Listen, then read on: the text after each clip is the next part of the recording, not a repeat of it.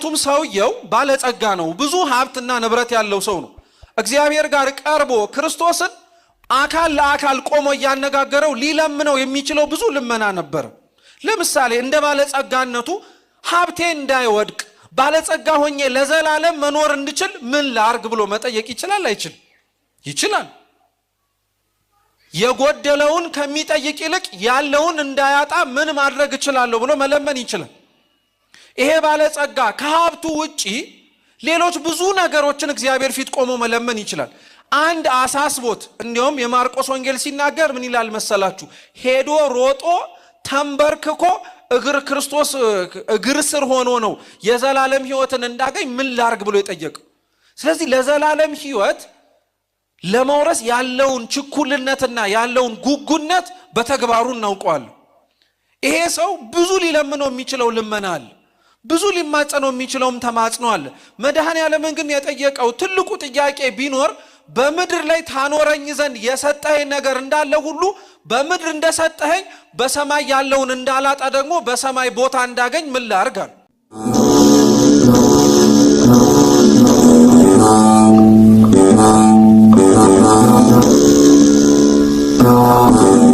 በስመ አብ ወወልድ ወመንፈስ ቅዱስ አሐዱ አምላክ አሜን። በስመ አብ ወወልድ ወመንፈስ ቅዱስ አሐዱ አምላክ አሜን። በስመ አብ ወወልድ ወመንፈስ ቅዱስ አሐዱ አምላክ አሜን። የተወደዱ የተከበሩ አባታችን መላከ ሰላም አክሊሉ ገብረ ጻድቅ የዚህች ቅድስት ቤተ ክርስቲያን ዋና አስተዳዳሪ፣ እንደየማዕረጋችሁ የአስተዳደር ቢሮ ኃላፊዎች፣ ክቡራን አበው አይንተ እግዚአብሔር ካህናት፣ አበው መነኮሳት፣ ሊቃውንተ ቤተ ክርስቲያን፣ ወንድሞች ዲያቆናት፣ መምህራን፣ ዘማሪያን፣ ዘማሪያት፣ በወደደን ባከበረን በአምላካችን ፍጹም ሰላም ከሩቅም ከቅርብም በዚች በቸሩ መድኃኔዓለም የጥንተ ስቅለት የበዓለ ስቅለት መታሰቢያ የተሳተፋችሁ የተገኛችሁ ምእመናን ምእመናት በወደደን ባከበረን በአምላካችን ፍጹም ሰላም እንደምን አመሻችሁ? እንደምን አመሻችሁ? እንደምን ዋላችሁ? እንደምን እስከዚህ ሰዓት ደረሳችሁ? አሜን። በቸርነቱና በምሕረቱ በይቅርታውን በእድሜያችን ለችን ሰዓት ጨምሮ ለዚህ ያደረሰን የአባቶቻችን አምላክ ልዑል እግዚአብሔር ስሙ የተመሰገነ ይሁን። አምላካችን ቅዱስ እግዚአብሔር በቀሪዋ ሰዓታችን ቢወድና ቢፈቅድ ሕያውና ዘላለማዊ የሆነውን ቅዱስ ቃሉን እንማራለን።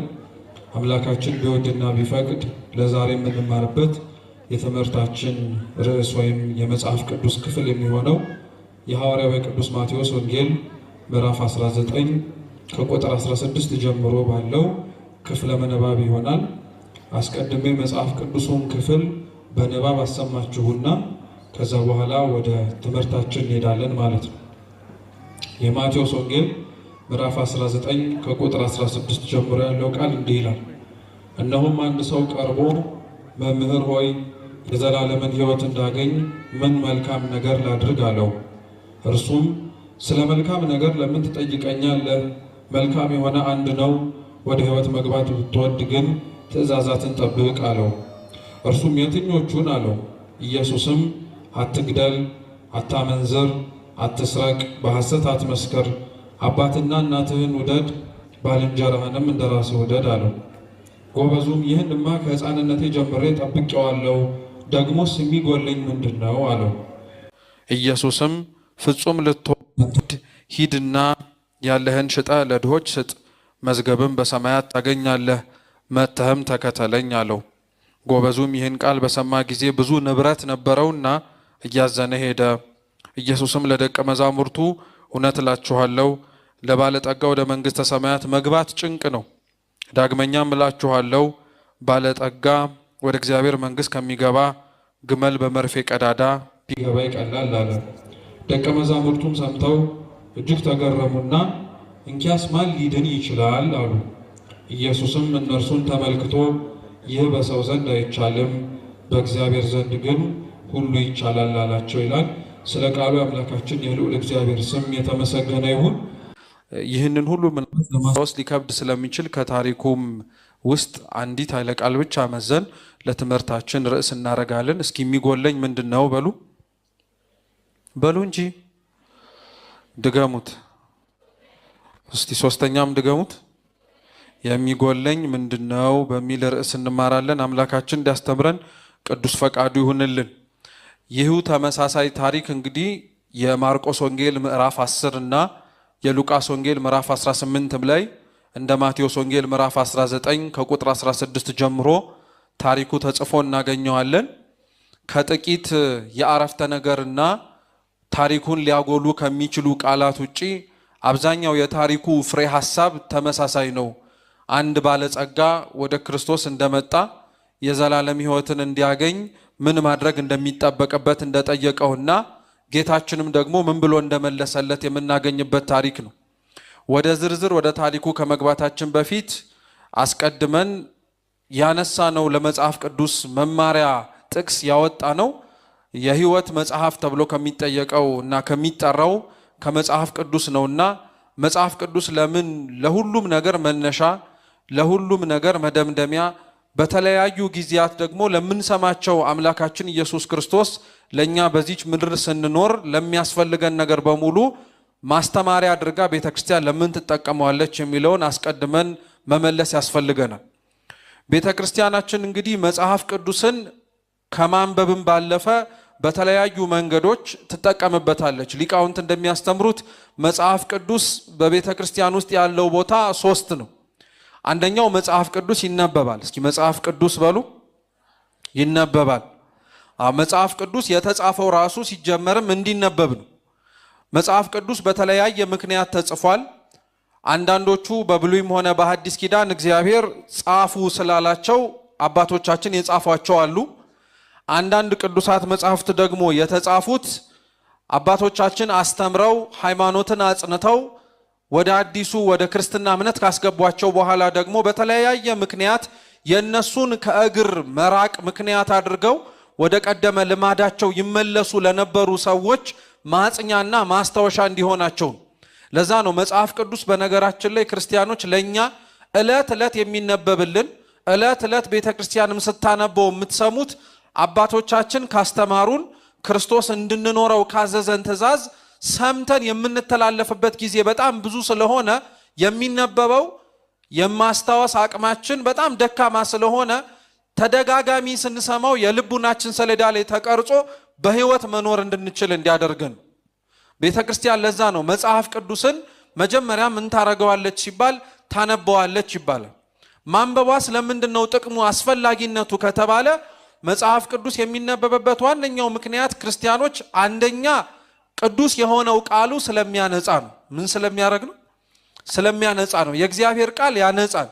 ለሚሰማው ሰው ሕሊናውን ንጹህ አድርጎ ያደፈውንና የቆሸሸውን ማንነቱን አስተካክሎ ከእግዚአብሔር ጋር ሊያገናኘው ይችላልና ሰው ቃለ እግዚአብሔር የሚሰማው መጀመሪያ ለመንጻት ንጹህ መሆን እንዲችል ማለት ነው። ብዙዎች በነገራችን ላይ ሊነጹባቸው ሰማለሁ። ጥሩ አምላካችን ልዑል እግዚአብሔር ከሁላችን ጋር ይሁን። መጽሐፍ ቅዱስ ስለዚህ እንዳልኳችሁ የሚነበብበት ነው ዓላማ ሰዎች በቃል እግዚአብሔር ንጽሕናን ማግኘት እንዲችሉ ነው። ሰው ንጽሕና ለማግኘት ሲል በጣም ብዙ ውጣ ውረድ ውስጥ ሲገባ እናያለን።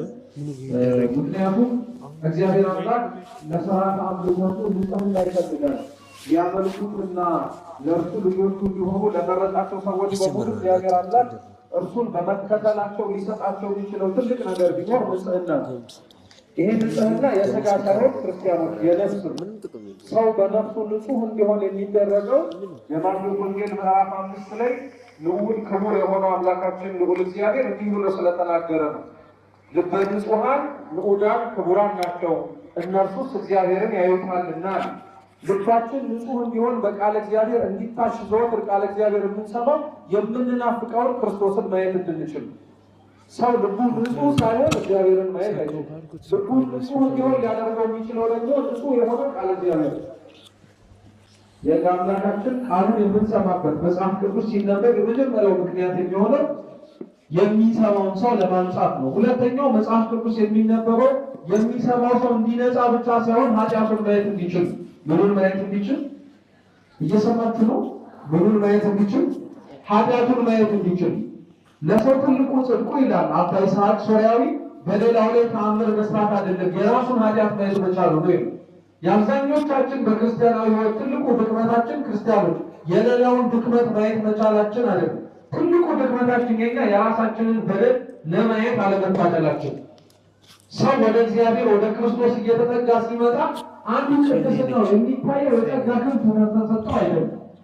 ሰው ወደ እግዚአብሔር ሲጠጋ ቅድስናው የሚለካው ቅዱሳን መላእክትን ማየት ስለቻለ አይደለም። ሰው ቅድስናው ወደ እግዚአብሔር እየተጠጋ ሲመጣ ቅድስናው የሚታይበት መንገድ ደግሞ ቅዱሳን ምስጢራት ስለተገለጡለት ብቻ አይደለም።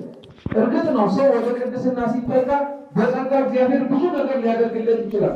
ምስጢር ይገልጥለታል፣ ንጽሕናን ያላብሰዋል። ለሰው ሩቅ የሆነ ነገር በሙሉ ለሱ ቅርብ ሊሆንለት ይችላል። ትልቁ ግን እነዚህ ነገሮች በሙሉ ማሰሪያ መቋጠር አድርጎ ሊያገለግለው የሚችለው ትልቅ ጸጋው ግን ምን መሰላችሁ? የራሱን ኃጢአት ማየት ተቻሉ። ሰው በቅድስና ወደ ላይ እንዲያድግ የሚያደርገው ብቻ ሳይሆን ከቅድስናውን ጭምር እንዳይንሸራተት ሊያደርገው የሚችለው የራሱን ኃጢአት ማየት ሲችል። ለዛ ነው ስለ ቃል እግዚአብሔር ሐዋርያው ቅዱስ ያዕቆብ በመልእክቱ ሲናገር እንዲህ ይላል፣ አብራችሁ በሉ የእግዚአብሔር ቃል በሉ መስታወት ነው። ማናችሁ ናችሁ ከዚህ ውስጥ ቆማችሁ በመስታወት የራሳችሁን ፊት ነው እንጂ የሌላውን ፊት ታያላችሁ? ቃል እግዚአብሔር መስታወት ነው ማለት ሰው መጽሐፍ ቅዱስ ሲናገር ሲሰማ የሚሰማው የራሱን ጉዱፍ ለማየት ነው እንጂ ቆሞ የራሱን ጉዱፍ ሊያይበት የሚናገረውን ቃል እግዚአብሔር እየሰማ የሌላ ሰው ጉዱፍ እንዲያ አይመከርም። አብዛኞቻችን ግን አይታችሁ ከሆነ የምንሰማውን ቃል እግዚአብሔር የምንመስለው በተለያየ መንገድ ነው።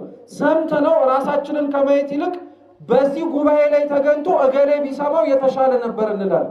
ግን የሚሰበከው እኮ ለኛው ግን የሚሰበከው የሌላውን ለነገሌ ተብሎ የተነገረውን ኃጢአት ለነሱ እንዲነገራቸው ተብሎ ሳይሆን እኛ ውስጥ ያላየነው ከክርስቶስ እያራቀን ያለው በደል ስላለ።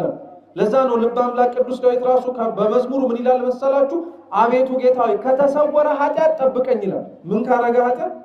አዎ ብዙ የተሰወረ ኃጢአት ስላለብን ነው ለኛ ያልታየን ማለት ነው። ሌላው ላይ እኮ እናየዋለን። የሌላውን በደል በደንብ እርግጥ አድርጎ ይመለከተናል። የራሳችንን በደል ግን ማየት አንችልም። ቃለ እግዚአብሔር የምንሰማው ለዚህ ነው። መጽሐፍ ቅዱስ የሚነበበው ቤተክርስቲያን ውስጥ አንደኛው ዓላማው እኛ እንድንነጻ ኃጢአታችንንም ደግሞ ጭምር ማየት እንችል። ሁለተኛው መጽሐፍ ቅዱስ ቤተክርስቲያን ውስጥ ከመነበብ ባለፈ ደግሞ ይተረጎማል። ይተረጎማል በሉ። መተርጎም ደግሞ ማለት ምን ማለት ነው? መጽሐፍ ቅዱስ ሲተረጎም ደግሞ አንደኛው ጥሬ ዘሩ ወይንም ደግሞ ቀጥተኛ አማርኛ ከሆነ ፍሬ ሐሳቡን ማብራራት፣ ግዕዝ ከሆነ ወደ አማርኛ መልሶ ውስጡ ያለውን ሐሳብ ለማስተላለፍ እንዲቻል መጽሐፍ ቅዱስ ይተረጎማል። ሶስተኛው ብዙዎቻችን ደግሞ እየዘነጋ ነው የመጣው ነገር ደግሞ ምንድነው? መጽሐፍ ቅዱስ የሚነበብና የሚተረጎም ብቻ ሳይሆን የሚኖርም ጭምር። እስኪ የሚኖር በሉ ምን የሚደረግ ነው? የምንሰማውን የቅዱስ ቃሉን ለመኖር አምላካችን ሎል እግዚአብሔር ይርዳው። ለዛ ነው ክርስቲያኖች ዋነኛው ዓላማው ሰባኪያን ቆመው የሚሰብኩበት ቅዳሴው የሚቀደሰው በቤተ ክርስቲያኖች ሁሉም ስርዓት አምልኮ ለኛ ሁላችንም ተሳታፊ አድርጎ እንዲደረግ የሚመከርበት ዋነኛው ዓላማ የምንሰማውን ቃል እግዚአብሔር መኖር እንድንችል ለማድረግ። በዚህ ደግሞ ቤተ ክርስቲያን በጣም የተመሰከረላት የተቀደሰች ቤት ነው። እንዴት መሰላችሁ? ትልቁ የቤተክርስቲያናችን ስርዓት አምልኮ እንግዲህ ቅዳሴው ከቅዳሴው የሚበልጥ ምንም አይነት ስርዓት አምልኮ ቤተክርስቲያን የላት።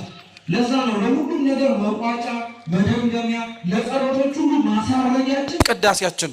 በቅዳሴያችን ውስጥ ቅዳሴውን ስትመለከቱት ብዙ ከምናደርጋቸው ነገሮች ውስጥ በጣም ሰፊውን ድርሻ ይዞ የምትመለከቱት የመጽሐፍ ቅዱስ ንባብ ነው። መጽሐፍ ቅዱሱን ቤተክርስቲያን ታነበዋለች። ለዛ ነው ወንጌል ቅዱስ ብለው ካህናቱ ከቤተ መቅደስ ይዘውት ይመጣሉ።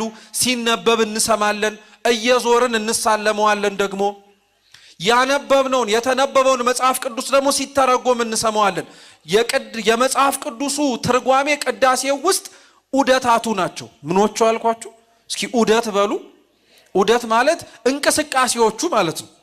ለጌታችን ለመድኃኒታችን ለኢየሱስ ክርስቶስ ላደረገው ለድህነት ስራው በዚች ምድር ላይ አንዱ ድህነትን ለመፈጸም ሲል ዞሮ ህሙማነ ስጋን በተአምራቱ ህሙማነ ነፍስን ደግሞ በቃሉ ፈውሷቸዋል። ስለዚህ ህሙማነ ነፍስ ያለብን ሰዎች ካልን በነፍሳችን መታከም ለሚያስፈልጉን ሰዎች ካህናተ ቤተ ክርስቲያን ቅዳሴ በመናረግበት ጊዜ በመካከላችን ምን ያደርጋሉ? ይዞራሉ አይደል? ዑደት በሚዞሩበት ጊዜ ላይ በመስቀላቸው ይባርኩናል። ጽንሃውን ደግሞ ያንቀሳቀሱ ዕጣኑን እንድናሸተው ያረጉናል። ከእጃችን ይዘን ለእግዚአብሔር ልናቀርበው ያመጣነውን መባ ይቀበሉናል። ይሄ ምን ማለት መሰላችሁ? ክርስቶስ በዚች ምድር ላይ ዞሮ ለማስተማሩ ማሳያ ነው። ስለዚህ የመጽሐፍ ቅዱሱ ቅዳሴው ውስጥ ያለው ትርጓሜው የተግባር ነው ማለት ነው።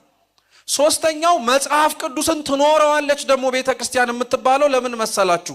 ምእመናንና ምእመናትን በትልቁ የሥርዓተ ቅዳሴ ጸሎት ውስጥ እንዲነበብ ያደረገችውን በተግባር እንዲተረጎም ያደረገችውን መጽሐፍ ደግሞ ተልእኮ ሰጥታ ታሰናብታቸዋለች። ለዛ ነው የሥርዓተ ቅዳሴው የመጨረሻው የስንብት ጸሎታችን ላይ ዲያቆኑ ምንድነው የሚለው? በሰላም ግቡ ይላል። በምን ግቡ? በሰላም ግቡ እትው በሰላም ወደ ቤታችሁ ግቡ የሚለውን አንቀጽ በእርግጥ አሁን ነው እየተጨመረበት የመጣው እንጂ በሰላም ግቡን የሚለው ወዴት ብላችሁ አትጠይቁ። ወደ ቤታችን እኮ አይደለም። በሰላም ወደዚች ቅድስት ቤተክርስቲያን ገብታችሁ መጽሐፍ ቅዱሱ ሲነበብ የሰማችሁት መጽሐፍ ቅዱስ ሲተረጎም የሰማችሁትን ቃለ እግዚአብሔር ደግሞ በልታችሁት ጠጥታችሁት የሄዳችሁት ከቅዱስ ቁርባን ለመሳተፍ የታደላችሁት ሁላችሁ ደግሞ ታውካ ሰውንና ፈውስን ድህነትን ለምትፈልገው ዓለም በሰላም ግቡና ያጣችሁን ሰላም ስጧት ማለት ነው። በሰላም ግቡ የመጨረሻው ተልእኮ ማለት እናንተ የቀመሳችሁትን መድኃኔ ዓለም ለሌላው አስቀምሱት ማለት ነው። እናንተ ቸር አደረገልን የምትሉትን አምላካችሁን ለሌላው ቸር ማድረግ እንደሚችል ሂዱና ተናገሩ ማለት ነው። በፍጻሜውን ደግሞ ዛሬ አንድ ሆናችሁን የመጣችሁት ሄዳችሁ ወደ ዓለም ከገባችሁ በኋላ ግን 2ም 3ም እጥፍም ሆናችሁ ተመልሳችሁ ኑ ማለት ነው። ስለዚህ ተልእኮ ነው ማለት ነው። መጽሐፍ ቅዱስ ቤተክርስቲያን ውስጥ ክርስቲያኖች የሚነበበው ለዚህ ነው። አንዳንድ ሰው መጽሐፍ ቅዱስ ሲነበብ ሲተረጎም ሲማር ሲሰማ የመዳከም የመሰላቸት ታሪኩን ከማወቁ ደግሞ የተነሳ ምን አዲስ ነገር ሊወጣው ይችላል? መቼም የተለመደውን ስብከት ነው የሚሰብኩን፣ የተለመደውን ነገር ነው የሚናገሩን፣ ሁሌም የምንሰማውን ነገር ነው የሚደግሙልን ይባላል። የምንሰማቸው ነገሮች ተደጋጋሚ የሚነገሩት እኮ ክርስቲያኖች እኛ የኖርናቸው ስላልሆነ እኮ። መቼም ካህኑ ተነስቶ የመጨረሻ ማሳረጊያው ይላል አንዳንድ ሰው እግዚአብሔር አምላክ ቅዱስ ሥጋውን ክቡር ደሙን ለመቀበል ያብቃችሁ የሚለው ምርቃት ነው። ይሄንን ቤተክርስቲያን ለዓለም እስከ ዘላለም እስከ ዳግም ምጽአት ተሰብከዋለች። ለምን መሰላችሁ? ሁላችንም ቅዱስ ቁርባን እስከምንቀበል ማለት ነው። አንዳችን ይሄንን ምስጢር ለመሳተፍ ስለታደልን ተብሎ ይሄንን ነገር አናቆሙም። ሁሉም ወደ ክርስቶስ በረት ተሰብስቦ እስኪገባ ድረስ መኖሩን በአካል ሳይሆን በህይወቱ ማስመስከር እስከሚችል ድረስ ቤተክርስቲያን ትናገረዋለች። የአብዛኞቻችን ህይወት በነገራችን ላይ እሱ ነው። ቤተክርስቲያናችሁ ውስጥ ስጋችን ልመናችን ያለው እንጂ ነፍሳችን እዚህ የለም። እየሰማችሁ ነው? አሁን ነፍሳችን የለም ማለት ህይወታችን የዚህ አይደለም ማለት ነው። አምላካችንን የምንፈልገው ተጠግተነውም ለመኖርም የምንሻው እግዚአብሔር ሊያረግልን የሚችለውን ነገር ስለምናውቅ ሊያረግልን የሚችለውን ነገር እንዳይከለክለን ስለምንፈልግ ነው እንጂ ወደነውና በዚህ መኖር ለኛ መልካም ነው ብለን አምነን አይደለም። ድክመታችንን ተመልከቱት ክርስቲያኖች። እግዚአብሔር እኛን የሚያኖረን ከኛ ሊጠበቅ ከኛ ሊያገኘው የሚችል የሆነ ነገር ያለ ነገር ሆኖ አይደለም።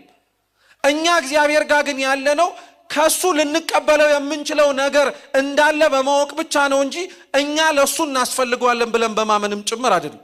ለዛ እኮ ነው በጣም ብዙ ሰው ቤተክርስቲያን ውስጥ ከመምጣት ከመግባት ብዙ ጊዜ የሚመላለስ ሰው ሰምታችሁ ከሆነ በመምጣቱ በመግባቱ ውስጥ በጣም በእግሩ ሲመላለስ በልቡ መመላለሱን ያለመደው ሰው በጣም የሆነ ጊዜ ላይ ይዝላል፣ ይደክማል። እና እኔ እውነት ለእግዚአብሔር ምን አረግለታለሁ ይላል። እውነት እንነጋገር ከተባለ እኛ ለእግዚአብሔር ምንም ላናረግለት እንችላለን። የሚገርማችሁ ግን ብዙ ከምናረግለት ነገር በላይ እግዚአብሔር እኛን የሚፈልገው መዝሙረ ዳዊት መዝሙር 76 በቅንፍ 77 ላይ አምላካችን ልዑል እግዚአብሔር ይናገራል። እውነቴን እንምላችሁ ታስገቡልኝ ዘንድ የምታመጡት ፍየል የማን ነው ይላል። በሬውስ የማን ነው? በጉስ የማን ነው? የማን ይመስላችኋል ክርስቲያኖች? የመድኃኔ ዓለም እኮ ነው። ሁሉም ከሱ ተቀብለን መልሰን ለሱ የምንሰጠው ነገር ነው። አንድ በጣም እያስቸገረ ያለው እንደ በሬው እንደ ከብቱ እንደ ዕጣኑ እንደ ጧፉ እንደ ዘቢቡ ተይዞ መጥቶ ገብቶ መቅረት ያቃተው የኛ ሰውነት ብቻ ነው። ስለዚህ እግዚአብሔር ትልቁ ልንሰጠው የምንችለው ስጦታ ለመድኃኔ ዓለም ምን ላርግለት ብላችሁ የምታስቡ ከሆነ ክርስቲያኖች ራሳችሁን ስጡት። ከዚያ በላይ ምንም የሚፈልገው ነገር የለም። እናንተ ከመጣችሁ ሁሉም ይመጣል። እኛ ስንመጣ በደንብ አድርጎ ይመጣል። ይሄ ባለጸጋ ነው። ስለዚህ መነሻ ታሪኩን አድርገን ያነሳ ነው መጽሐፍ ቅዱስ ተነቦ ተተርጉሞ በህይወት ደግሞ ሲኖር መጨረሻ ደረጃ ላይ እንዴት እንደሚደርስ ለማስተማር ነው። እየሰማችሁ ነው። እግዚአብሔር ከሁላችን ጋር ይሁን። ሲነበብ እንደሰማችሁት አንድ ባለጸጋ ወደ ጌታችን ወደ ኢየሱስ ክርስቶስ ቀረበና እንዲህ ብሎ ጠየቀው፣ መምህር ሆይ በሉ የዘላለም ህይወትን እንዳገኝ ምን ላድርግ? የሚገርም ጥያቄ ነው በነገራችን ላይ። ምክንያቱም ሰውየው ባለጸጋ ነው፣ ብዙ ሀብትና ንብረት ያለው ሰው ነው። እግዚአብሔር ጋር ቀርቦ ክርስቶስን አካል ለአካል ቆሞ እያነጋገረው ሊለምነው የሚችለው ብዙ ልመና ነበር። ለምሳሌ እንደ ባለጸጋነቱ ሀብቴ እንዳይወድቅ ባለጸጋ ሆኜ ለዘላለም መኖር እንድችል ምን ላርግ ብሎ መጠየቅ ይችላል? አይችልም? ይችላል። የጎደለውን ከሚጠይቅ ይልቅ ያለውን እንዳያጣ ምን ማድረግ እችላለሁ ብሎ መለመን ይችላል። ይሄ ባለጸጋ ከሀብቱ ውጪ ሌሎች ብዙ ነገሮችን እግዚአብሔር ፊት ቆሞ መለመን ይችላል። አንድ አሳስቦት እንዲሁም የማርቆስ ወንጌል ሲናገር ምን ይላል መሰላችሁ? ሄዶ ሮጦ ተንበርክኮ ክርስቶስ እግር ስር ሆኖ ነው የዘላለም ህይወትን እንዳገኝ ምን ላርግ ብሎ የጠየቀው። ስለዚህ ለዘላለም ህይወት ለመውረስ ያለውን ችኩልነትና ያለውን ጉጉነት በተግባሩ እናውቀዋለን። ይሄ ሰው ብዙ ሊለምነው የሚችለው ልመና አለ፣ ብዙ ሊማጸነው የሚችለውም ተማጽኖ አለ። መድኃኔ ዓለምን ግን የጠየቀው ትልቁ ጥያቄ ቢኖር በምድር ላይ ታኖረኝ ዘንድ የሰጠኸኝ ነገር እንዳለ ሁሉ በምድር እንደሰጠኸኝ በሰማይ ያለውን እንዳላጣ ደግሞ በሰማይ ቦታ እንዳገኝ ምን ላርጋል? የብዙዎቻችንን ልመና ከዚህ ባለጸጋ ጋር አነጻጽረን ማየት እንችላለን። ጌታችን ኢየሱስ ክርስቶስ ስለ አንቀጸ ጸሎት ማቴዎስ ወንጌል ላይ ሲያስተምር እንዲህ ብሎ ነበር። ጽድቁን እስኪበሉ እና መንግስቱን እሹ ሌላው ይጨመርላችኋል። ክርስቶስ መጀመሪያ እንድንለምነው የሚፈልገው የዘላለም ህይወትን መጀመሪያ እንድንጠይቀው የሚፈልገው ያዘጋጀልንን ህይወት በምድር ሳይሆን በሰማይ ስለሆነ እሱን እንዳገኝ ምን ላድርግ የሚለው ነው። ሌላው ነገር ከዚህ በኋላ ሊመጣ የሚችል ነው አለ። ያ ማለት ክርስቲያኖች ስለ ዘላለም ህይወት ብቻ በመጠየቅ ሂደት ውስጥ ሌሎች የሚያሳስባችሁን ነገር ለእግዚአብሔር አትንገሩት ማለት አይደለም። ይሄ በፍጹም አይደለም። ግን ከሌሎች ነገሮቻችን አስቀድመን መጠየቅ ያለብን የእግዚአብሔርን መንግስቱን ነው። እውነቴን እምላችሁ ለምን የእግዚአብሔር መንግስት ይለመናል መሰላችሁ? ይህ መንግስት ከገቡበት አንደኛ መውጣት የለበትም። እቻውን የምንኖርባት መሬት እንደገባንባት መውጣት እንዳለባት ታውቃላችሁ አይደል? ቅዱስ አግናጢዮስ ምጡላ አንበሳ ምን ይላል መሰላችሁ? የሰው ሞቱ እንዳወላለዱ ነው ይላል። እስኪ የሰው ሞቱ በሉ እንዳወላለዱ ነው። ሰው ሁሉም በዚች አውደ ምሕረት ውስጥ ያለን የተሰበሰበን በሉ ሆስፒታል የተወለደው። አንዳንዱ ሆስፒታል የተወለደ አለ፣ አንዳንዱ መኪና ውስጥ የተወለደ አለ፣ አንዳንዱ ቤቱ የተወለደ አለ፣ አንዳንዱ ሜዳ ላይ የተወለደ አለ። በተለያየ መንገድ ወደዚች ምድር መተናል። በተለያየ መንገድ ወደዚች ምድር እንደመጣ ነው ደግሞ በተለያየ መንገድ እቺን ምድር ተሰናብተናት ምን እናረጋለን? እንሄዳለን፣ እንሞታለን። አንቀርም። እዚች ምድር ላይ መቆየት አንችልም። በዚች ምድር ውስጥ ስንኖር አግኝቶ ማጣት አለበት። የዘላለም ህይወት ያለበት የሰማያዊውን መንግስት ግን ክርስቶስ እንድንለምን የሚፈልገው ለምን እንደሆነ ታውቃላችሁ? ካገኛችሁት በኋላ ማጣት ስለሌለበት፣ ከሰጣችሁ በኋላ መነጠቅ ስለሌለበት። ስለዚህ ልትነጠቁ ልታጡ የምትችሏቸውን ብዙ ስጋዊ የሆኑ ነገሮችን መጀመሪያ አትለምኑኝ አለ። ሰው በነገራችን ላይ ቢያሳስበው ምን ሊለምን እንደሚችል ታውቃላችሁ? ልብስ፣ እንጀራ፣ መጠለያ። ከዛ የባሰው ልመናዎች በሙሉ ቅንጦት ናቸው። ልብስ፣ መጠለያ፣ ምግብ ነው። ይሄ በጣም ለሰው አስፈላጊ ናቸውም ጭምር የሚባሉት። ክርስቶስ ደግሞ እነዚህንም ነግሮናል። ስሙ ምን እንዳለ የሰማይ አዕዋፋትን ተመልከቷቸው፣ አይዘሩም፣ አያጭዱም፣ አይኮተኩቱም፣ ነገር ግን የሰማይ አባታቸው የሚያስፈልጋቸውን ምግብ ይሰጣቸዋል አለ አምላካችን። ልብ ብላችሁ ሰምታችሁን ከሆነ የሰማይ አዕዋፋትን አይዘሩም፣ አያጭዱም፣ አይኮተኩቱም አለ እንጂ አይበሩም አላለም። ምን አያረጉም አላለም? አይበሩም አላለም። ማለት እኔ የሚጠበቅብኝን ለነሱ አደርጋለሁ፣ እነሱም ከኔ እጅ መቀበል የሚችሉትን ነገር እንዲያገኙ ደግሞ የሚጠበቅባቸውን ያደርጋሉ ማለት ነው። የዘላለም ሕይወትን ለመውረስ እግዚአብሔር ይህንን እድል ሰጥቶን እንዲሁ ስለተቀመጠን ብቻ ያወርሰናል ብለን የምናስብ ሰዎች ካለን የማንበር ወፎች ነን ማለት ነው። የተቀመጥንበት ቦታ ላይ ሆነን አፋችንን በመክፈት ብቻ ሊያበላን ይችላል እንደማለት ነው። ለእግዚአብሔር ተስኖት አይደለም ክርስቲያኖች ይህንን ማድረግ። ምንም ሳንሰራ ሁሉን ነገር አሟልቶ መስጠት ይችላል እግዚአብሔር። ድህነታችን ውስጥ ግን የኛ ሱታፌ መታወቅ አለበት።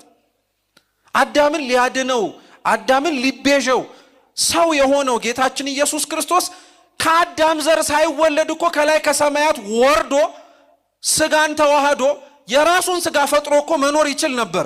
ለምንድነው በሰው ማህፀን ውስጥ በእመቤታችን ማህፀን ውስጥ ማደርን የፈለገው? ንጽሕት ስለሆነች ቅድስት ስለሆነች ብቻ ሳይሆን እነሱ ባጠፉት ጥፋት ውስጥ ሊያድናቸው የፈለገው እግዚአብሔር የእነሱንም ድርሻ ፈልጎ ነበር። የኛ ድርሻ ንጽሕት የሆነችን ዘር ማቅረብ ነበር። እመቤታችንን አቀረብን። ከዚህ ውጪ ለአምላክ ልንሰጠው የምንችለው ስጦታ የለን። ሰው በጊዜው ለእመቤታችንን የሰጠው በቃ በሷ በኩል እግዚአብሔር ደግሞ እኛን ጎበኘ። በሷ በኩል እግዚአብሔር ደግሞ እኛን አየን። ሊያድነን የፈለገው እግዚአብሔር የኛን ስራ የኛን ድርሻ ፈልጎ ነበር። ስለዚህ የሰማይ አዕዋፋትን ተመልከቱ አለ። የምድርንም ምጽዋት ተመልከቱ አለ። ሰው የሚያሳስበው ልብስ አይደለ? ሰሎሞን በጊዜው ለብሶ ካጌጠባቸው አልባሳት በላይ ውብ የሆኑ ነገሮችን አልብሷቸዋል። የትኛው እጽዋት ነው ሲበቅል ክርስቶስን አልብሰኝ ብሎ የለመነው? ሊበርደኝ ይችላል ቅርፊት አድርግልኝ ብሎ የለመነ እጽዋት አለ? እንደሚያስፈልገው አውቆ እግዚአብሔር ሰጠው እንጂ እግዚአብሔርን እውነት ስለማናምነው ነው እንጂ ክርስቲያኖች እኮ ይሄንን የፈጠረውን ጉሮሮ ውሃና ምግብ ሳይሰጠው የሚያሳድረው ይመስላችኋል? በፍጹም አያደርገውም እኮ።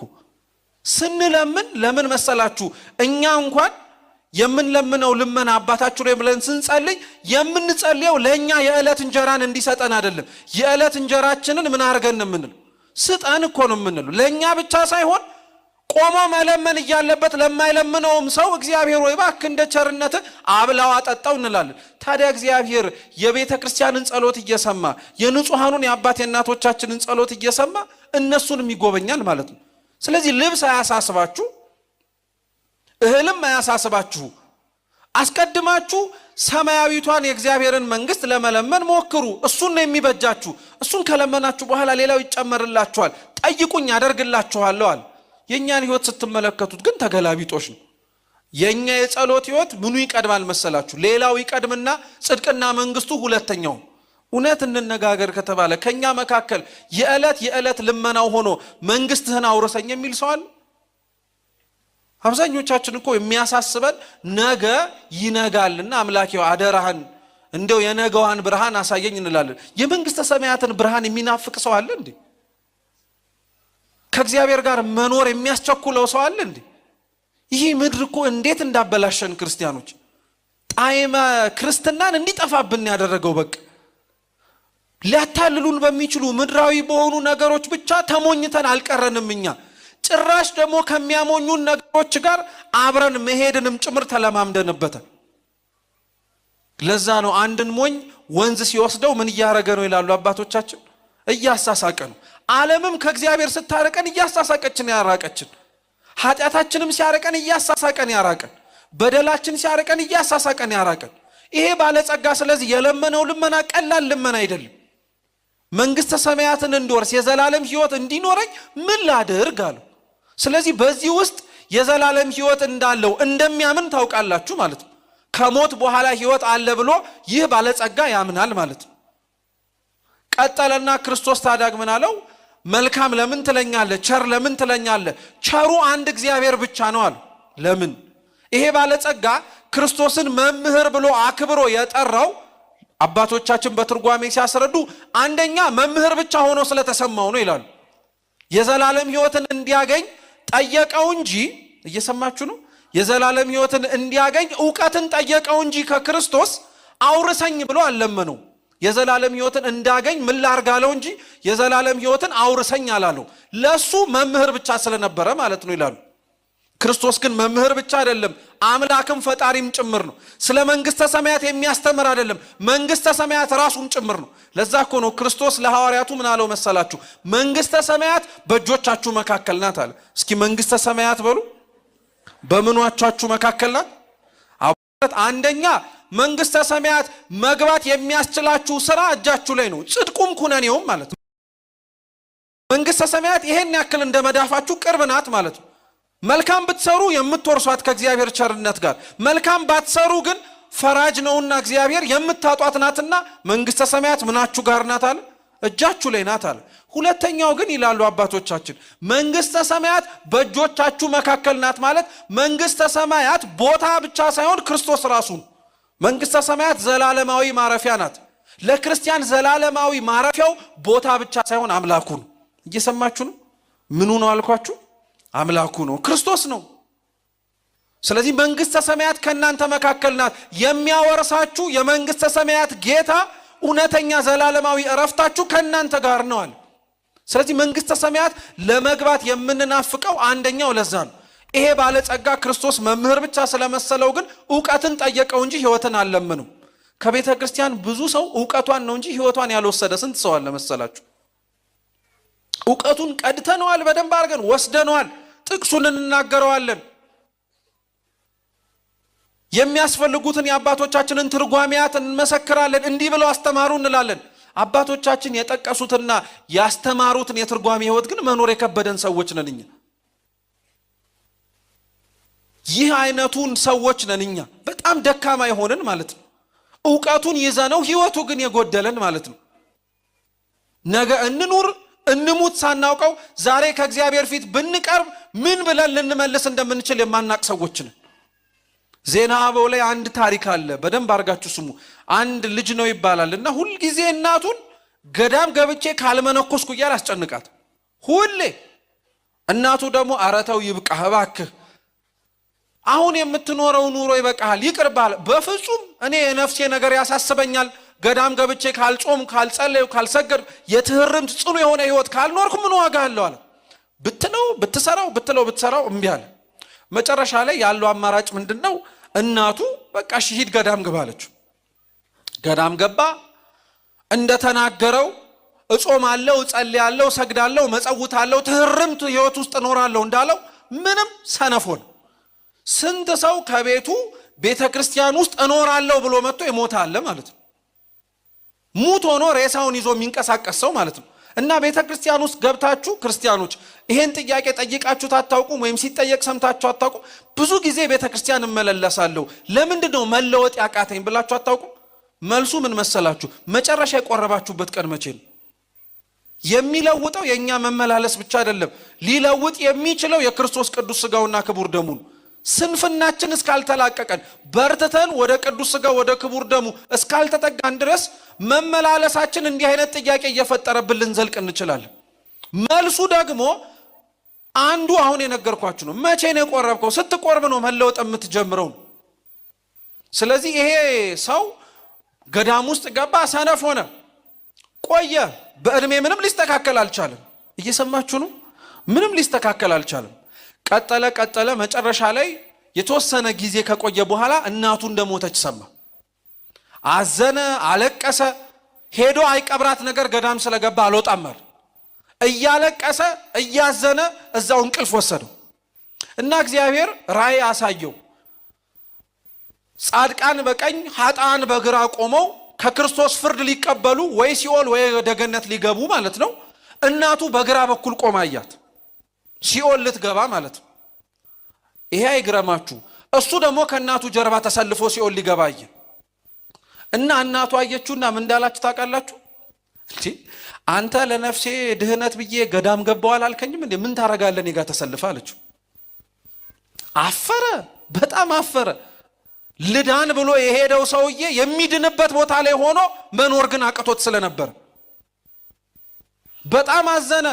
ክርስቶስ ወዲያውኑ መልአኩን ላከና ምን አለ መሰላችሁ? በተመሳሳይ ስም የሚታወቅ ሌላ መነኩሴ ነው አምጣልኝ አልኩ እንጂ እሱን አይደለም፣ እሱን ነፍሱን መልስለታል። ወዲያውኑ ከሚያየው ራእይ ነቃ፣ ደነገጠ፣ ፈራ። ወዲያውኑ ስንፍናውን ትቶ በጉብዝና በንጽህና በቅድስና ቃል የገባውን ህይወት መኖር ጀመረ እና ህይወቱ ተለውጦ የተስተካከለ ኑሮ መኖር ሲጀምር ገዳም ውስጥ በስንፍናው የሚያውቁት ሰዎች በሙሉ ተሰብስበው እረ ይበቃሃል፣ ጾምህ፣ ጸሎትህ፣ ስግደትህ፣ ትህርምትህ ሕይወትህን እንዳያሳልፈው አሉት። ይህ መነኩሴ ምን ብሎ መለሰላቸው? እናንተ አልገባችሁም። የእናቴን ክስ ሰምቼ መቆም ከከበደኝ እግዚአብሔር ፊት እንዴት ብዬ ልቆም እችላለሁ? ፍርዱን ስሰማል። የሚገርም እኮ ነው። ቤተ ክርስቲያን ውስጥ መቆማችንን ነው ዛሬ ያየነው። ከክርስቶስ ፊት እንደምንቆም ግን አንድ ቀን አታውቁም? እንቆማለን እኮ ወይ ሊፈረድልን ወይ ሊፈረድብን እንቆማለን። ስለዚህ ያ ባለጸጋ እንደ መምህርነቱ ክርስቶስን እውቀት ነው የጠየቀው። ቤተ ክርስቲያን ስንመጣ እውቀቷን ብቻ እንፈልግ፣ ሕይወቷንም ወስደነው እንሂድ። ለዛ እኮ ነው ቅዱስ ዮሐንስ አፈወርቅ ይህችን የተሰበሰብንባትን ቤተ ክርስቲያን ትልቋ ቤተ ክርስቲያን ናት ይላል። ምኗ ቤተ ክርስቲያን በሉ እንጂ፣ ምኗ ቤተ ክርስቲያን በሉ፣ በደምብ ጮክ ብላችሁ በሉ። ምኗ ቤተ ክርስቲያን? እናንተ ቤት ያለችው ቤተ ክርስቲያን ደግሞ ትንሿ ቤተ ክርስቲያን ትባላለች። ከዚህኛው ተቀርቶ ወደኛ ቤት የማይገባ መስዋዕቱና መሰዊያው ታቦቱና ቁርባኑ ካልሆነ ቤተ ክርስቲያን ውስጥ ተኑሮ እኛ ቤት ውስጥ የሚታጣ ምንም ነገር መኖር የለበትም። ቤተ ክርስቲያን ውስጥ ትምህርት እንዳለ ቤቶቻችን ውስጥ ቃለ እግዚአብሔር መማር አለብን። ቤተ ክርስቲያን ጸሎት እንዳለ ቤተሰቦች መጸለይ አለባቸው። ቤተ ክርስቲያን ንስሐ ኑዛዜ እንደምትሰጠው ካህናት አባቶቻችን ቤታችን ውስጥ ገብተው ጸበል ከመርጨት ባለፈ ስለ ንስሐ ማስተማር አለባቸው። የቤተ ክርስቲያኗ ትልቋና ትንሿ ቤታችን ውስጥ ያለችው ቤተ ክርስቲያን ዕውቀትን ሳይሆን ሕይወትም ሊኖራት ያስፈልጋል። እግዚአብሔር አምላክ እንዳወቅነው ለመኖር በቸርነቱ ይርዳል። ሁለተኛው ይህንን ክርስቶስ መምህር ብሎ ሲጠራው መምህር ለምን ትለኛለህ? አንድ መምህር እሱ እግዚአብሔር ብቻ ነው። አንዱ ቸር እሱ ብቻ ነዋል። ለምን? ይሄ ባለጸጋ ክርስቶስን መምህር ብሎ የጠራው ለመመጻደቅ ፈልጎ ነበር። እሱን መምህር ካልኩት እኔን ደግሞ ሲጠራኝ ባለጸጋው ብሎ ሊጠራኝ ይችላል ብሎ ማለት ነው። አንዳንዶቻችን ቤተ ክርስቲያን ውስጥ መልካም የሆኑ ብዙ ነገሮችን ስናደርግ የምናደርግበት ነገር የሚያሰጠንን ነገር አብረን እናስባለን። እንደሰጠነው ነው እልልታው ራሱ ታውቃላችኋል። አሁን የንግስ ዓመታዊ ክብረ በዓላት ላይ በያላችሁበት አጥቢያ ስንሄድ እንደምናየው 10,000 ብር 50,000 ብር 100,000 ብር ገባ ሲባል የሚባለው እልልታና አንድ ጃንጥላ አስገብታለች ሲባል ያለው እልልታ ተመሳሳይ ነው አይደለም? መልሱ እንጂ። ይሄ እኮ ምንም አያሳፍርም። ክርስቲያኖች ሁላችንም የምናውቀው ገሃድ ነገር እኮ ነው። መታረም ስላለብን ነው አይደለም? ነው፣ ምንም ጥርጥር የለው። ብዙ ላስገባው ብዙ ልልል እንላለን፣ እናጨበጭባለን፣ ብዙ ለተደረገለት እናመሰግናለን። ይሄ የሚያስወቅስ ነገር ሆኖት አይደለም። እርግጥ ነው እነሱን በብዙ ጎብኝቷቸው እግዚአብሔርን ደስ ባሰኛቸው ነገር እሱን ለማመስገን የመጡት ሰዎች በምስጋናቸው ብንሳተፍ የሚያስመሰግን ነው። ያላቸውን የሰጡትን ሰዎችን ግን ለምን እንንቃቸዋለን? ክርስቶስ እኮ ብዙ ካስገቡት ሰዎች ይልቅ 2 መሐለቅ አውጥታ ያላትን የሰጠችዋን ሴት እኮ ነው ያመሰግናል። እነሱ ከተረፋቸው ነው የሰጡት፣ እሷ ግን ያላትን የሰጠችው። ብዙዎች እኮ ያላቸውን ሰጥተው ነገር ግን ተርፏቸው የሰጧቸውን ሰዎች አቅምና ጉልበት ስላልደረሱ ብለን እኮ እኛ ፊት ነስተናቸዋል።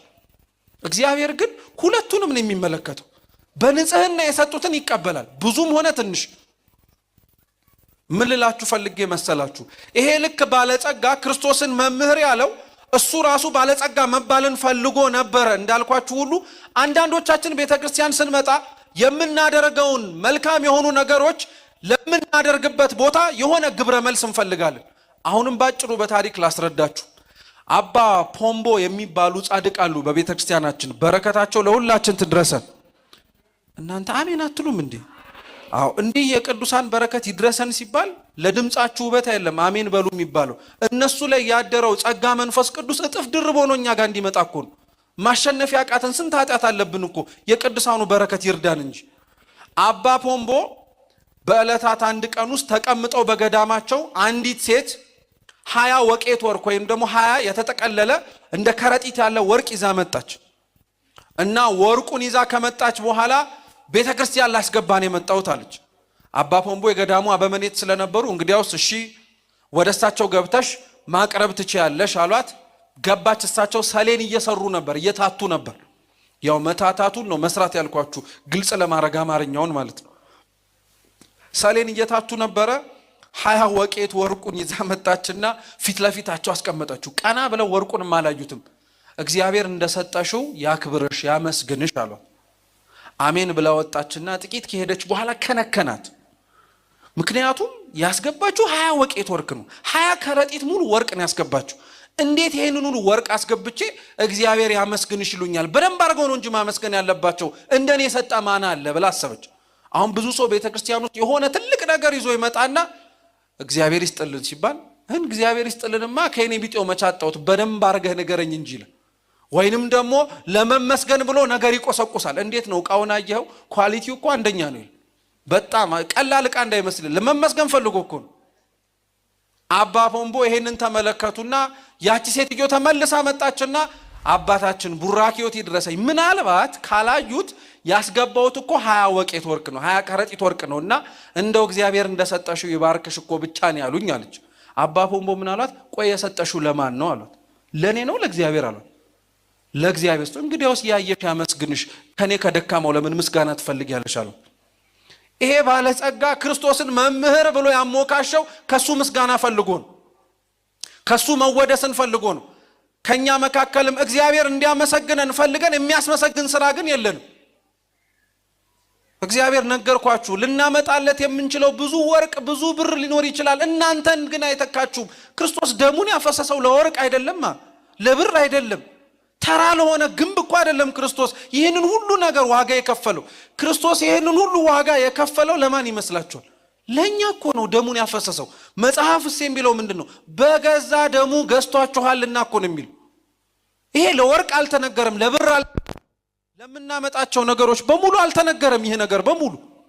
ስለዚህ ክርስቶስ መልካም የሆነው አንድ ነገር ብቻ ነው፣ እሱም እግዚአብሔር ነው አለውና ወደ ዘላለም ሕይወት መግባት የምትፈልግ ከሆነ ትእዛዛቱን ጠብቅ አለ።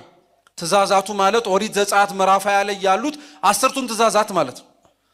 የትኞቹን አለ? በጣም የሚገርም ጠያቂ ነው።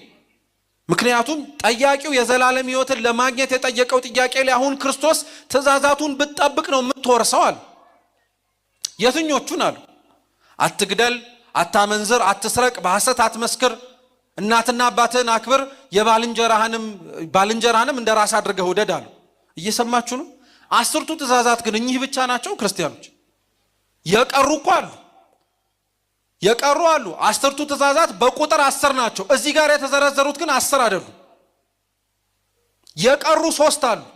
አንደኛ ከኔ ከአምላክ ከእግዚአብሔር በቀር ሌሎች አማልክትን አታምልክ፣ የሰንበትን ቀን ትቀድሳት ዘንድ አስብ፣ የአምላክ የእግዚአብሔርን ስም በከንቱ አትጥራ የሚሉ 3 ትእዛዛት አሉ። ይህንን ባለጸጋ የዘላለም ሕይወት እንዲወርስ የሚያስፈልገውን ነገር ምንድነው ብሎ ሲጠይቅ ክርስቶስ የመለሰለት እነዚህን 3ቱን አይደለም፣ የተቀሩትን የመለሰለት። ለምን መሰላችሁ? 10ቱ ትእዛዛት ለሁለት ነው የሚከፈሉት። የመጀመሪያዎቹ 3ቱ የፍቅር እግዚአብሔር መገለጫ ናቸው። እስኪ ፍቅር እግዚአብሔር በሉ በደንብ በሉ። አዎ ፍቅር እግዚአብሔር ናቸው። ከኔ ከአምላክ ከእግዚአብሔር በቀር ሌሎች አማልክት አታምልክ፣ የሰንበትን ቀን ትቀድሳት ዘንድ አስብ፣ የአምላክ እግዚአብሔርን ስም በከንቱ አትጥራ የሚሉት ትእዛዛት ሰው እግዚአብሔርን መውደዱን የሚያሳይበት የፍቅር መገለጫዎች ናቸው። ሰው ባፉ እግዚአብሔርን እወዳለሁ ብቻ ማለቱ የፍቅሩ መገለጫ ሊሆንለት አይችልም። በስራ ተርጉሞ ማሳየት መቻል አለበት እንጂ። የተቀሩት 7ቱ ደግሞ ፍቅረ ቢጽ ይባላሉ። እስኪ ፍቅረ ቢጽ በሉ እንጂ። ፍቅረ ቢጽ ደግሞ ማለት ሰው ሰውን መውደዱን የሚያሳይበት መንገድ ነው። እንግዲህ ልብ ብላችሁ ከሆነ ክርስቶስ የዘላለም ሕይወትን እንዲወርስ የጠየቀውን ባለጸጋ ለእግዚአብሔር ፍቅርህን መግለጽህ ብቻ በቂ ነው አላለው።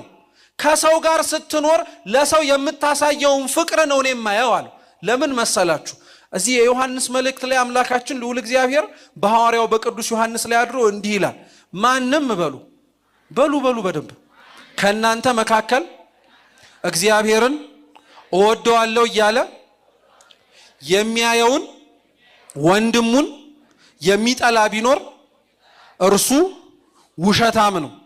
ቀጥሎ አሁንም አላቆምንም። የማያየውን እግዚአብሔር እወደዋለሁ እያለ የሚያየውን ወንድሙን እንዴት ሊጠላው ይችላል? አይገርማችሁ? ያላየነውን እግዚአብሔር እንወድሃለን እንለዋለን፣ በአምሳሉ የፈጠራቸውን ሰዎችን ግን እንጠላለን። ውሸታም ነን ማለት ነው። ሰው እግዚአብሔርን መውደዱ በእውነት የሚረጋገጠው በአምሳሉ የፈጠራቸውን ሰዎች መውደድ ሲችል ነው። እውነት እግዚአብሔር እርስ በርስ መዋደድን ይስጠን። ትልቁ ጸጋም ትልቁ የሕግጋት ፍጻሜ ይሄ ነው፣ እርስ በርስ ተዋደዱ የሚለው። ስለዚህ ክርስቶስ ያንን ባለጸጋ የፈተነው ፍቅርህን ለእግዚአብሔር በገለጥክበት መንገድ አይደለም የእግዚአብሔር መንግስት የምትወርሰው። ከዚህ ውጪ ደግሞ የኔ ያለህን ፍቅር ለሰውም ጭምር እንዴት እንደምትገልጠው በእነዚህ ነው አሉ። በጣም ከሁሉ በላይ የሚገርመው ምን መሰላችሁ? ይሄ ባለጸጋ ምን አለው? እነዚህን ከልጅነቴ ጀምሮ ፈጽሜያቸዋለሁ። ከምንነቴ ጀምሮ? እስኪ ክርስቲያኖች ራሳችንን እንጠይቅ። ከልጅነታችን ጀምሮ ያልሰራ ነው ምን ኃጢአት አለ? ምናልባት አሁን እንደዚህ ሲባል አንዳንድ ሰው አይ ሁሉንም ኃጢአት ሰርቼ ሊሆን ይችላል፣ በፍጹም ግን እኔ ከእግዚአብሔር ውጪ ሌላ አምላክ አምልኬ አላቅም ሊል ይችላል። ስሙ በደንብ። ጣዖት ማምለክ ማለት የሆነ የአሕዛብ ቤት ቆሞ የነሱ ስርዓት አምልኮስ መሳተፍ ብቻ አይደለም። ቅዱስ ጳውሎስ እንዲህ ይላል፣ ሆዳቸው ጣዖት የሆነባቸው ሰዎች አሉ ይላል። ሆዳቸው ምናቸው? መጾም ሲያስፈልጋቸው የማይጾሙ፣ ለነፍሳቸው ድህነት የሚያስፈልጋትን ነገር ማድረግ ሲጠበቅባቸው የስጋቸውን መቆም ይበልጥ አድርገው ትኩረት የሚሰጡ ሰዎች ሆዳቸው አምላካቸው የሆነባቸው ነውና እነዚህ ከእግዚአብሔር ውጭ የሚያመልኩት ሌላ ነገር አለ፣ እሱም ሆዳቸው ነው። ሆዳችንን የምናመልክ፣ ገንዘባችንን የምናመልክ፣ ጉልበታችንን የምናመልክ፣ አስተሳሰባችንን የምናመልክ፣ ከቤተ ክርስቲያን አምላክ ከክርስቶስ ውጪ ሌላ ነገር እንዲገዛን የምንመርጥ ሰዎች በሙሉ በነፍሳችንም ሆነ በስጋችን ጣዖት አምልከናል ማለት ነው። እሺ ችግር የለም፣ እኔ የእግዚአብሔርን ስም በከንቱ አልጠራውም የምንል ላንኖር እንችላለን። የእግዚአብሔርን ስም ይቅርና በቅድስናው በውሸቱም መሃል አይደል እንደምንጠራው? የሚደንቅ እኮ ነው። ውሃውን ማየገቦ የሚያረገውን፣ ህብስቱን ስጋ አምላክ የሚያረገውን፣ ወይኑን ደማ አምላክ የሚያረገውን የተቀደሰውን የእግዚአብሔርን ስም እኛ እኮ ለምንም አይነት ነገር ነው የምንጠራው። ለምንም አይነት ነገር እንደተሰማን ማለት ነው። የእግዚአብሔርን ስም በከንቱ ጠርተነዋል። የሰንበትን ቀን መች እናከብራለን እኛ? የሰንበትን ቀን ማክበር እኮ ማለት ሰንበት ሲመጣ ከልጆቼ ጋር የማሳልፍበት የረፍት ጊዜ ነው ብቻ ብለን እቤት መቀመጥ እኮ አይደለም። የሰንበት ቀን ለነፍሳችን የምንኖርባት ቀን ናት። ሌሊት በቅዳሴው፣ ቀንም ደግሞ እኛ ክርስቶስን ሊመስሉ የታደሉትን ሰዎች የምንጎበኝበት ነበር። የተራቡትን የምናበላበት፣ የተጠሙትን የምናጠጣበት፣ የታረዙትንና መሰል መልካም ነገር የምናረግበት። የሰንበትንም ቀን ሽረናል። እናትና አባታችሁን አክብሩ ሲባል እኔ እናትና አባቴን ቀና ብዬ አይቻል አቅም የሚል ሰው አለ። ጥሩ ነው። እናትና አባት ግን የሥጋ ብቻ አይደለም፣ ካህናት አባት ናቸው፣ እናትም ጭምር ናቸው። ካህናት አባቶቻችንን እናከብራቸዋለን። እንደኛ እኛው አይደል እንዴ ሰድበን ለሰዳቢ የምንሰጣቸው? ገመናቸውን ገልጠን አሳልፈን የምናሳየው እኛው አይደለን እንዴ? መሸፋፈን የከበደን ሰዎች ማለት ነው። መሸፋፈን ማለት ኃጢአትን መክደን አይደለም። እኛም በሰፈርንበት ሚዛን እንዳንሰፈር ሰውን ወደ ንስሐ ሊያመራ የሚችለውን ሕይወት ከመምራት ይልቅ እኛም የምናደርገው ምን አዲስ ዜና አለ ብለን ትኩስ ነገር ለማውራት ያለን ጉጉት በዚህ ዘመን ያለው ትልቁ ፈተናችን ስለሆነ ያልሆነውን እንደሆነ የሆነውን ደግሞ አብልጠን ነገሮችን ጨማምረን እናወራዋለን። እኔ ሰው ገድያ አላቅም ምን ልኖር እንችላለን። ሰው መግደል ማለት ነፍስና ስጋውን መለየት አይደለም። ሰው ሊደርስበት የሚችለው ደረጃ አንተ ምንም ማትረባም ብለን ሞራሉን የገደልነው ሰው የለም። እኛ አልሰረቅንም ገንዘብ አንዲትም። እኔ ሐቀኛ ነኝ የሚል ሰው ሊኖር ይችላል። ገንዘብ ባንሰርቅ የእግዚአብሔርን ጊዜ አልሰረቅንም። እኔ አመንዝሬ አላውቅም ልንል እንችላለን። አዎ ከሴት ከወንድ ጋር ላንተኛ እንችላለን። ከእግዚአብሔር ውጪ ግን ሌሎች ነገሮች ትኩረታችንን ስበው ግማሽ ልባችን ከእግዚአብሔር ጋር፣ ግማሽ ልባችን ከምንወደው ሌላ ነገር ጋር አልተጣበቅም። በሐሰት አትመስክር ይላል። ማን በሐሰት ያልመሰከረ አለ? ሐሰት መመስከር ማለት ክርስቲያኖች በነገራችን ላይ ሐሰት የሆነውን እውነት ማለት ብቻ አይደለም። እውነት የሆነውንም ሐሰት ማለት ኃጢአት ነው። ሐሰት የሆነውም እውነት ማለት ኃጢአት እንደሆነ ሁሉ የባልንጀራውን ቤት ማን ያልተመኘ አለ? ድሮ ሰው ቤቱን ነበር የሚመኘው፣ መኪናውን ነበር የሚመኘው። አሁን እኮ ገብቶ ውስጥ ሚስቱን ባሉን የሚመኝ ልጆቹን የሚመኛል።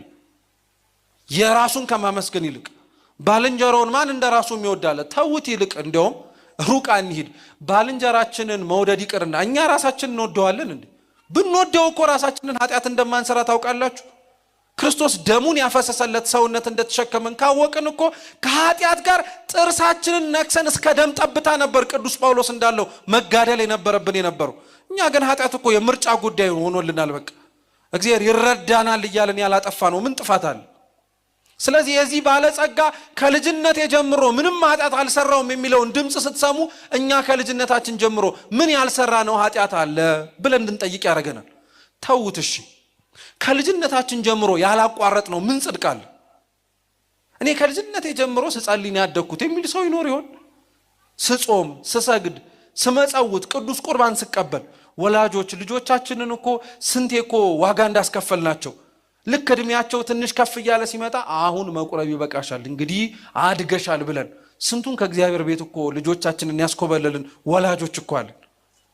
የጀመሩትን ጽድቅ ዳር ያላስደረስን ማለት ነው። ቆርበው ሲመጡ ቤታቸውን እንዴት ቆርበ መጣ ብሎ እኮ የሚቆጣ ወዳጅ አለ። ታውቃላችኋል? ቆርበው ልጆቻቸው መጥተው ተመስገን ከማለት መዓት ይዘህብኝ መጣ ያለ ጊዜ ቆርበ ሳት ልታዘንብ ነው ቤቱ ላይ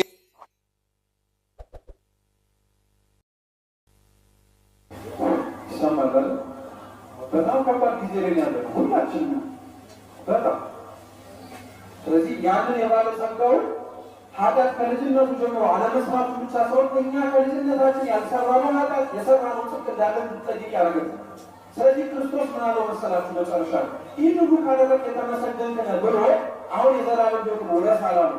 አብራችሁ በሉ ፍጹም ልትሆን ብትወድ በሉ እንጂ ፍጹም ልትሆን ብትወድ ያለህን ፍቅር ተከተል።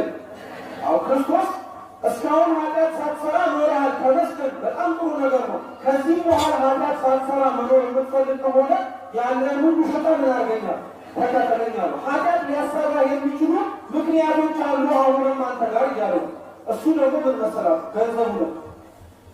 ገንዘብ ክርስቲያኖች እግዚአብሔር የሚሰጠው ለሰው መንግሥተ ሰማያትን ወርሶ መኖር እንዲችል ለማድረግ ነው። ቅዱስ ዮሐንስ አፈወርቅ ምን ይላል መሰላችሁ? በረከቱ ለሁላችን ትድረሰን። እግዚአብሔር ባለጸጎችን የሚያኖራቸው የኔ ቢጤዎች መጽውተው የዘላለም ሕይወትን እንዲወርሱ ነው። የኔ ቢጤዎችን እግዚአብሔር የሚያኖራቸው ስለ እግዚአብሔርን ጠርተው ወርሰው ደግሞ እነሱ ገንዘቡን የዘላለም ሕይወትን ለባለጸጋው ማውረስ እንዲችሉ ማለት ሁለቱም ይጠቃቀማሉ ማለት ነው። የሰማችሁ? ገንዘብ ያለው በመስጠቱ የእግዚአብሔር መንግሥት ከየኔቢጤው ይወስዳል። የኔቢጤው ደግሞ ስለ እግዚአብሔርን ጠርቶ ከባለጸጋው ገንዘብ በመውሰዱ ለሥጋውም ይቆማል፣ ለነፍሱም ደግሞ ስለ እግዚአብሔር ጠርቶ ያመጣው እንደሆነ አውቆ ከእሱ ያነሰውን በመጎኘት ደግሞ እሱ ደግሞ ዘላለማዊ ሕይወትን እንዲወስድ ያደርጋል። ገንዘቡ ነበረ ትልቁ እግዚአብሔር ፊት እንዳይቀር ያደረገው ነገር። ባለጸጋው ልክ ይህንን ሲባል ነው ገንዘቡ በጣም ብዙ እንደሆነ ሲያስብ ሸሽቶ ሄደ። መጽሐፍ ቅዱስ ላይ በጣም የሚገርማችሁ ክርስቶስ ተናግሯቸው በጊዜው ያልተፈጸሙ ብዙ ነገሮች አሉ። ካለን ጊዜ አንጻር አንዲቷ እቺ ነው። ፍጹም ልትሆን ብትወድ ያለን ሁሉ ሽጠህ ተከተለኝ ብሎ የተናገረ ለባለጸጋው ነው። ባለጸጋው ያደርገው አልቻለም። ይህንን ቃል ሰምተው ግን ከሱ በኋላ የተነሱ ክርስቲያኖች ፈጽመውታል። አባንጦስ በረከቱ ለሁላችን ትድረሰን አርጎታል። ከወንድሙ ጋር የመሬት ክርክር ነበረበት፣ ይገባኛል የሚል ማለት ነው። እና አካፍሎ ሊሰጠው ፍርድ ቤት መንገድ ላይ እያለ ቤተ ክርስቲያን ወንጌል ሲነገር ይሄንን ሰማ። ወንጌል አንዱ የመነገሩ ምክንያት ራስን እንዲያይ ማድረጊያ ማመልከቱ። ስለዚህ ፍጹም ልትሆን ያለን ሁሉ ሽጠህ ተከተለኝ የሚለውን ሲሰማ እንኳን ኧረ ይህ ስማ ነውር ነው ብሎ ወንድሙን ይቅርታ ጠይቆ የኔን ድርሻ አንተ መሬቱን ውሰደው ብሎ እሱ በረሃ ገባ። ዛሬ እንጦንስን ስሙን ጠርተን መንግሥቱን ለመውረስ እግዚአብሔርን እንማልድበታለን። እንጦንስን ወንድሙን አናውቅም። ለክርስቶስ ብለን የከፈልነው ዋጋ እግዚአብሔር እንዲያስታውሰን ያደርጋል። ለዓለም ብለን የከፈልነው ዋጋ ግን ምንም አያስገኘም። ቅዱስ ኤፍሬም ሶርያዊ ለዛ ነው ምን ይላል መሰላችሁ? ለዚህች ዓለም ብትኖሩላት መጨረሻ ብትሰጣችሁ መቃል ነው። ለክርስቶስ ብትኖሩለት መጨረሻ የሚሰጣችሁ ግን የዘላለም ሕይወት ኖረን የሚሰጠን የመጨረሻው ነገር እንጂ ምን መቃብር ነው። ሌላ ምን ነገር ሊሰጠናችን? ለእሷ ምንኖርለን ለአምላክ መኖር ብንችል ግን እሱ ከሞት በኋላ ያለው ሕይወት መስጠት ይችላል። ስለዚህ ይህንን ቃል የኖሩት አሉ ማለት ነው። ስለዚህ መጽሐፍ ቅዱስ የሚነበብ ነው አለ። ይህንን ቃል ክርስቶስ ነበበ ማለት መናገር ነውና በግስ ሲናገረው ያሰማዋል። ለትርጓሜው ግን ባለጸጋው አልታደለም ነበር። የተረጎሙት አሉ፣ ሐዋርያት ተርጉመውታል። ሁሉም ከላይ ተቀጥለውታል። መጽሐፍ ቅዱሱን ቤት ገብታችሁ ቀጥላችሁ ስታነቡት ቅዱስ ጴጥሮስ እንዲህ ብሎ ይጠይቃል። እኛ እኮ ሁሉም ስለተከተልን እንደው ምን እናገኝ ይሆናል? በ12 የእስራኤል መንበር ዙፋን የተቀምጣችሁ ትፈርዳላችኋል። ለእሱ ብለው የተሙለትን ነገር በሰማይ ያላቸውን ዋጋ እንዲያገኙ አሳያችሁ። ለክርስቶስ ብለን እኛ ምን የተውነው ነገር አለ? እግዚአብሔር ለሁሉ ነገር ተውነው። ለመድኃኒዓለም ብለን ምን የተውነው ነገር አለ? እሱን ለሁሉ ነገር ተውነው እኮ የክርስቶስን የደሙን ፈሳሽነት ያደረገውን የቤዛነት ስራ እኮ ክርስቲያኖች ወር በገባ በ27 የምናስበው ዕለት ብቻ እኮ ዕለቱን ዓመቱን በሙሉ የሚታሰብ ነገር ነው።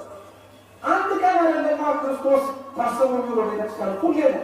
አእምሯችን ፈዛዛ ደካማ ለሆነው ለእኛ ወር በገባ በ27 ሲመጣ እንኳን ወሩን ያችን ቀንና ዕለት አስታውሰን የተከፈለልን ዋጋ እንድናስታውስ አንተ ለእሷ ለሁላችን ለእኛ ክርስቶስ ደሙን አፍስሶ መንግስቱን እንድንወርስ ካደረገ እኛ ለእግዚአብሔር ብለን ልንከፍለው የምንችለው ምን ዋጋ ነው? ለዛ ነው ክርስቲያኖች የሚጎለን ምን እንደሆነ ማወቅ አለን። የምንሰማውን ቃል እግዚአብሔር እውቀት የሚጨምርልን ብቻ ሳይሆን ከእግዚአብሔር ጋር በሕይወት እንድንኖር ላያደርገን የሚችለው ነገር ለይተን ልናውቅበት የምንችልበት መሆን አለብን። ከሰማን በኋላ የተግባር ሰዎች መሆን አለብን። የጎደለኝ ከእግዚአብሔር ጋር ስንኖር ገንዘቤን ሰጥቼ እውቀቴን ሰጥቼ ከሁሉ በላይ የሆነ ራሴን ሰጥቼ መኖር የከበደኝ የምንል ሰዎች ከሆነ ቢያንስ እንኳን ዓለም እንደምትለው ከሆነ ለችግሩ ትልቁ መፍትሄው ችግሩን ማወቅ ይባላል። ችግራችንን ካወቅነው ቢያንስ ከ150% ይለናል ማለት ነው። የሚጎለን ምን እንደሆነ ማወቅ አለብን። ሁለት ቤተክርስቲያን ውስጥ አንዳንዴ ጸጥ ባለው አጸድ ላይ ተቀምጠን ሁሉ ቤተክርስቲያን ውስጥ ስንቀመጥ ራሳችንን ቁጭ አድርገን መመርመር አለብን። ራሳችንን መመርመር ይክበድን። እግዚአብሔር እንዲመረምረን ልባችንን መክፈት አለብን። እንዲያሳስበን ማወቅ መቻል አለብን። እግዚአብሔር እኮ ጸጋን፣ ሀብትን፣ ስጦታን ለሰው ልጆች የሚሰጠው ባለጸጋ እንደሆነ ብቻ እንድናውቀው ብቻ አይደለም። ክርስቲያኑ እግዚአብሔር ይህን ሁሉ የሚያደርገው የጎደለንን ማወቂያ መንገድ እንዲሆነን ጭምር። ይሄ ሁሉ ሲነገር ደግሞ አንዳንድ ሰው እኔ ገንዘብ ነገር ባለጸጋ አይደለሁም ድሃ ነኝ ሊል ይችላል። ማንም ሰው በዚህ ምድር ላይ ድሃ የለም። ባለጸግነት የገንዘብ ጉዳይ ብቻ አይደለም። ባለጸጋ መዝገበ ቃላታችን ሲፈታው ባለጸጋ ባለስጦታ ማለት ነው። ገንዘብ ስጦታ ሆኖ ባይሰጠው ጤና ስጦታ ሆኖ የተሰጠው ሰው የለም ማለት አለ። ሰውነት ስጦታ ሆኖ እግዚአብሔር የሰጠው ሰው አለ። ስለዚህ በሰጠ ነገር እግዚአብሔር መንግስቱን እንድትወርስ ይፈልጋል ማለት ነው። ገንዘብ ባይኖርህ በእውቀት ባይኖርህ በሰውነት እኔ ሙሉ አይደለሁም ብትል እንኳን እግዚአብሔር ልትወርስበት የሚችልበት መንገድ ሰጥቷል። ሰውነታቸው ሙሉ ሳይሆን እግዚአብሔር መንግስት የወረሱ አሉ።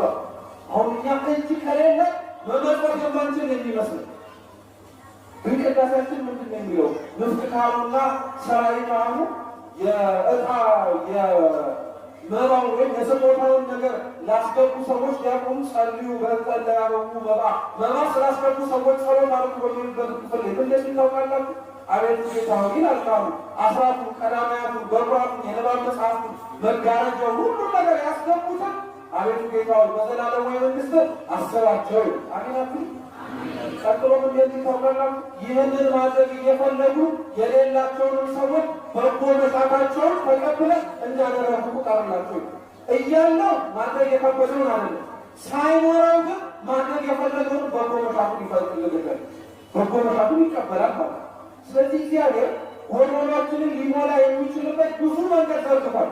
እኛ ጎዶሏችንን አውቀን ደግሞ መኖር የእኛ ድርሻ ነው። ባለጸጋው ጎዶሎውን አውቆ መመጽወት ከብሎት ያጣውን የእግዚአብሔር መንግስት እኛ ጎዶሏችንን አውቀን ካለመግባት አምላካችን ሁሉ እግዚአብሔር ይሰውረን። ያስተማረን የመከረን አምላካችን ስሙ የተመሰገነ ይሁን። የጎደለንን አውቀን ደሙን ያፈሰሰልን አምላካችን ኢየሱስ ክርስቶስ ያዘጋጀልን የከፈተልን መንግስቱን ለመውረስ አምላካችን ሁሉ እግዚአብሔር ይርዳን። በጎደለው በመጠበው ተጠምቀው በሚማሩ በክቡር አባታችን በሊቃውንት የሚታረግ የሚስተካከል ሆኖ በስርዓት ለእግዚአብሔር